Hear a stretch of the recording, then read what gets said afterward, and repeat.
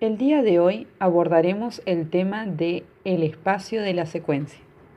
¿A qué llamamos cuadro, marco y campo visual? El punto de inicio de la imagen secuencial será la selección de la realidad. Esto quiere decir que de todo el espacio disponible vamos a elegir aquella parte que sea relevante para nuestra narración. El cuadro es el elemento que marca esta operación de selección y limita el espacio que es objeto de nuestro interés.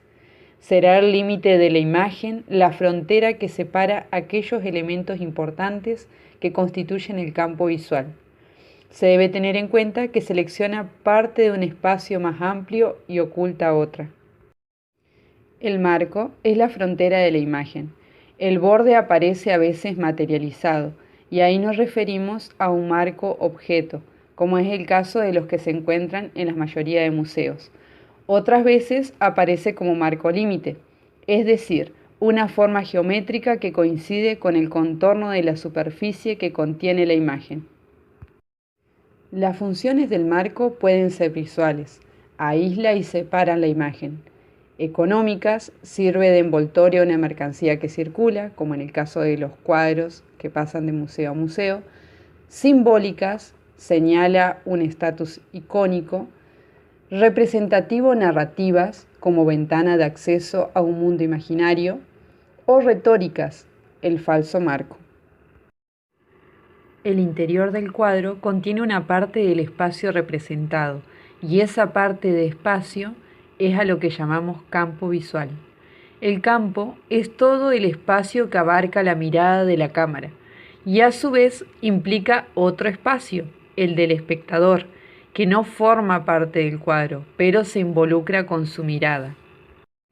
El fuera de campo se puede entender como aquello que no forma parte del campo visible, pero el espectador lo suma como un elemento más del espacio legible.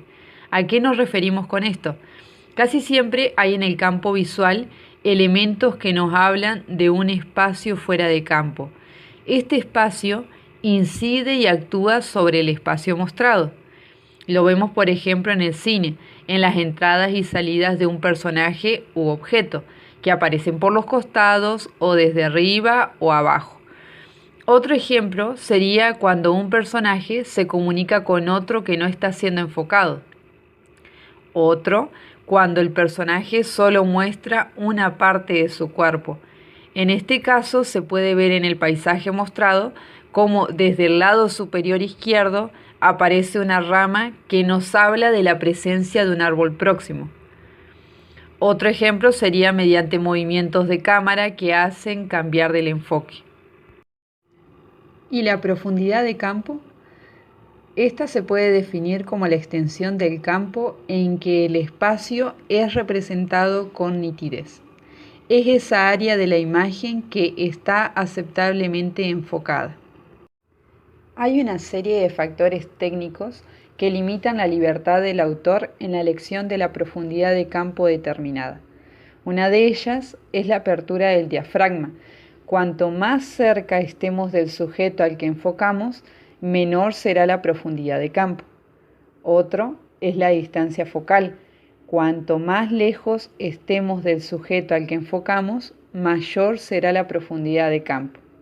Y por último, la sensibilidad de la película.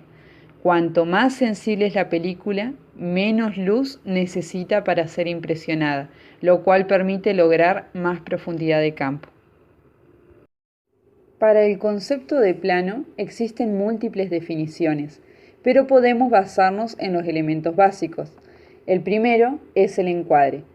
Esta idea implica tener un punto de vista respecto del objeto representado.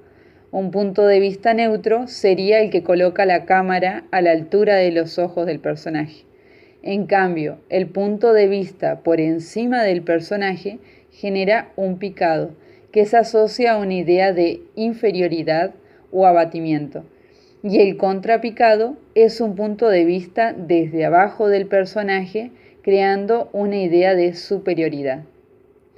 Otro elemento es el movimiento. El plano puede ser fijo o coincidir con un movimiento de cámara. Los movimientos más conocidos son la panorámica, que es un giro sobre el eje de la cámara en sentido vertical, horizontal o en otra dirección, y el traveling, que es un desplazamiento de la cámara que se coloca sobre un objeto en movimiento, como un vehículo. También se suma el traveling óptico, que se basa en utilizar un zoom, creando la impresión de que nos acercamos o alejamos de algo. El último elemento es la duración.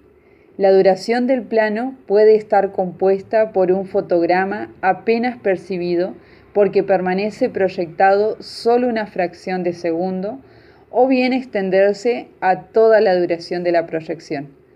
El primer caso es muy poco utilizado por la dificultad de percibir estímulos de tan corta duración, y en el segundo caso, el plano entra en territorio de la secuencia. La secuencia es un conjunto de imágenes donde se muestran acontecimientos situados en un mismo lugar, independientemente de los cambios de angulación o de campo. También se afirma como a una secuencia a aquel conjunto de acontecimientos que, no desarrollándose todos en el mismo escenario, sí poseen una cierta unidad temática o temporal. El plano secuencia es el plano que contiene dentro de sí varios acontecimientos. Estaría compuesto por una toma en continuidad en la que todos los momentos de la secuencia están incluidos en un solo encuadre sin cortes. ¿Y el punto de vista qué es? El punto de vista se puede definir desde tres aspectos. El primero es el punto de vista literal. Es el lugar físico desde el que se establece una mirada. Es un punto de vista sensorial, cuyo objeto es material o visible. Por ejemplo, el lugar donde se ubica la cámara. Otro es el punto de vista figurado. Es la posición mental desde la que se consideran los hechos y las impresiones. Es un punto de vista conceptual o cognitivo y su objeto es de índole racional. Por último, el punto de vista metafórico se corresponde con la ideología o el provecho de alguien o algo. Expresa el punto de vista del interés y puede estar relacionado con la finalidad de la narración. Estas tres acepciones implican una cosa distinta.